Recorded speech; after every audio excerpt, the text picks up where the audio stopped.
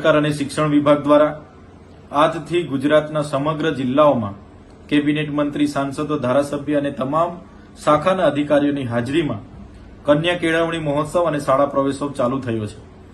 સરકારના આદેશ અનુસાર અમે પણ અમારા મત વિસ્તારમાં 3 જેટલી શાળાઓમાં બાલવાટિકા અને આંગણવાડીના બાળકોને શાળા પ્રવેશો કરાવી આવ્યા છે અને પ્રોત્સાહન અમે પૂરું પાડ્યું છે। સરકારના આ અભિગમને અમે આવકારીએ છીએ, પરંતુ સવાલ એ થાય છે, શું આવી રીતે ભણશે ગુજરાત? કેમ કે આજે પણ મારા મત વિસ્તારની હું વાત કરું, નર્મદા જિલ્લામાં 100 જેટલી શાળાઓ એક શિક્ષકથી ચાલે છે। 100 જેટલી શાળાઓમાં વિદ્યાર્થીઓને બેસવા માટેના ક્લાસરૂમ નથી। આજે ગુજરાતમાં 1600 જેટલી શાળાઓ એક શિક્ષકથી ચાલે છે। એક શિક્ષક તમામ વર્ગના બાળકોને ભણાવે છે, સાથે સરકારી કામો પણ કરે છે। 1456 જેટલી શાળાઓમાં બાળકોને બેસવા માટેના ઓરડાઓ નથી। ક્યાં કે ભાડાના મકાનમાં ભણે છે, ઝાડ નીચે ભણે છે, ઓટલા પર ભણે છે, સરકારી આવાસમાં ભણે છે, ગ્રામ પંચાયતમાં ભણે છે। આ વરવી વાસ્તવિકતા એ પણ ગુજરાત સરકારે સ્વીકારવી પડશે।